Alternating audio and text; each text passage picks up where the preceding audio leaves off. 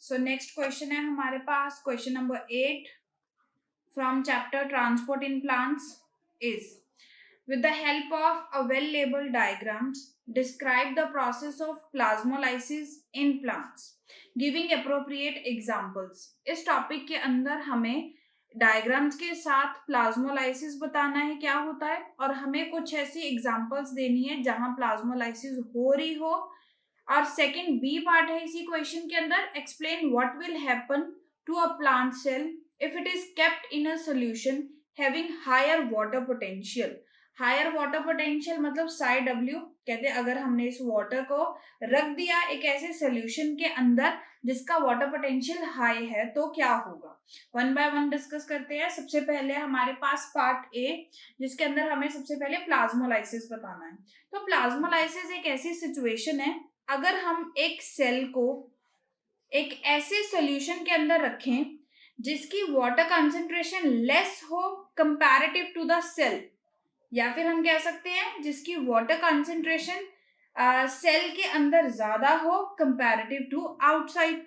तो हमें पता है by diffusion by osmosis water move कर जाएगा from higher concentration to lower concentration.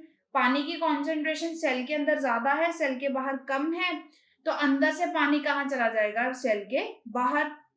अब जैसे हम बलून में से पानी निकाल दें तो बलून क्या हो जाता है, प्रॉपर श्रिंक हो जाता है। सिमिलरली यहाँ पर भी वही होगा, जैसे हम सेल में से पानी निकाल देंगे तो सेल क्या हो जाएगा, श्रिंक। अब प्लांट सेल के अराउंड क्या होती है, स्पेसिफिकली उन्होंने यहाँ पर लिखा है प्लांट्स। प्लांट सेल्स के केस में क्या होती है, सेल वॉल के बाहर, सेल मेम्ब्रेन के बाहर एक सेल वॉल भी प्रेजेंट होती है, right, which is rigid. So that means जैसे ही वाटर लॉस होगा सेल मेम्ब्रेन अपनी शेप चेंज कर लेगी बट सेल वॉल अपनी शेप चेंज नहीं करेगी। तो होता क्या है कि सेल वॉल इंटैक्ट रहती है और जो सेल मेम्ब्रेन है वो श्रिंक होकर ऐसे सेंटर में आ जाते हैं और ये न्यूक्लियाई हो गया, राइट, ये न्यूक्लियस हो गया। तो इसी प्रोसेस को हम क्या बोलते हैं, plasmolysis. Shrinkage of a cell is known as plasmolysis. Read out करके देखते हैं क्या है। Plasmolysis occurs when water moves out of the cell. जब कहते हैं सेल से पानी बाहर निकलता है, बाहर आ जाता है, मूव हो जाता है, उस टाइम पर प्लाज्मोलाइसिस होती है।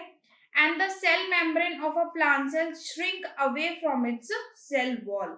और जो फिर सेल मेम्ब्रेन होती है वो श्रिंक होके सेल वॉल से दूर चली जाती है। ऑब्वियस है क्योंकि सेल वॉल जो है वो रिजिड है और सेल मेम्ब्रेन जो है वो अपनी शेप चेंज कर सकती है, इसीलिए सेल वॉल इंटैक्ट रहेगी बट सेल मेम्ब्रेन श्रिंक हो जाएगी। This happens when the plant cell is placed in a hypertonic solution.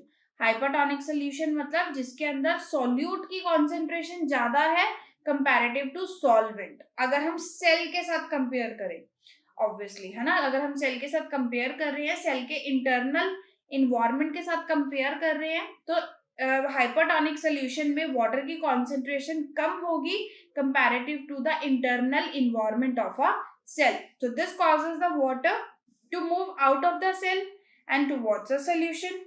पानी जो है वो सेल से बाहर निकल जाएगा जिस वजह से साइटोप्लाज्म जो है सेल का वो श्रिंक हो जाएगा और हम सेल को बोलते हैं कि वो प्लाज्मोलाइज्ड हो गया है। समझ गए, एग्जाम्पल दी हुई है इन्होंने। That it is observed in an onion peel. Onion पील के केस में होता है जब हम उसे सॉल्ट सोल्यूशन के अंदर रखते हैं। जैसे हम एक अनियन पील को सॉल्ट सोल्यूशन के अंदर रखते हैं तभी उसकी प्लाज्मोलाइसिस हो जाती है। जैसे कि आप यहाँ देख सकते हो हमारे पास एक प्लाज्मोलाइज्ड सेल है, हमारे पास इसमें से पानी लॉस हो रहा है, लॉस होने के बाद पानी लॉस होने के बाद सेल जो है वो श्रिंक हो गया, राइट। बी हमसे क्या पूछा गया है, कहते हैं अगर हम सेल को हायर वाटर पोटेंशियल में रख दे तो क्या होगा। हायर वाटर पोटेंशियल मतलब हाइपोटोनिक सोल्यूशन। पहले सेल को कौन से सोल्यूशन में रखा था, हाइपरटोनिक सोल्यूशन में। अब हमने सेल को कहाँ रख दिया, हाइपोटोनिक सोल्यूशन में। हाइपोटोनिक सोल्यूशन में रखेंगे तो क्या होता है, अब पानी जो है आउटर इन्वायरमेंट में ज्यादा हो गया, अंदर क्या है, लेस, तो पानी अब बाहर से अंदर मूव हो जाएगा। दैट मीन्स डी प्लाज्मोलाइसिस हो जाएगी। प्लाज्मोलाइसिस का उल्टा डीप्लाज्मोलाइसिस हो जाती है जैसे ही इंटरनल इन्वायरमेंट में, इंटरनल सेल में पानी जो है वो एंटर हो जाता है। Clear? So when a plant cell is placed in a hypotonic solution और a solution having higher water potential, water diffuses into the cell, पानी सेल के अंदर चला जाएगा, causing the cell to build up a pressure against the wall. जैसे ही आप देखो, अगर हम बलून के अंदर पानी भरते हैं, भरते जाते हैं तो एक सिचुएशन ऐसी आती है जब बलून की वॉल्स के ऊपर प्रेशर बिल्ड होना शुरू हो जाता है, या फिर हम कह सकते हैं प्रेशर लगना शुरू हो जाता है वॉल्स पे। उस कंडीशन को बोलते हैं टर्गो प्रेशर। ये सेल है, यहाँ पर ये वाटर मॉलिक्यूल्स हैं, ये वाटर मॉलिक्यूल्स किसके अगेंस्ट प्रेस होंगे? सेल की वॉल के साथ, जिसके साथ प्रेशर बिल्ड होगा सेल की वॉल्स के साथ, और इसी प्रेशर को बोलते हैं टर्गो प्रेशर।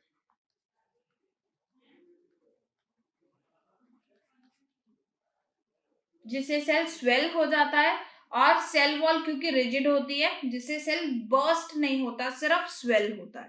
क्लियर? ये सिचुएशन में हमें यही दिखाया गया है कि सबसे पहले प्लाज्मोलाइसिस हुई, जैसे ही हमने इसको हाइपोटोनिक सोल्यूशन में रखा, पहले सेल ने नॉर्मल शेप गेन की, मतलब नॉर्मल जितना पानी उसे चाहिए था उतना गेन किया।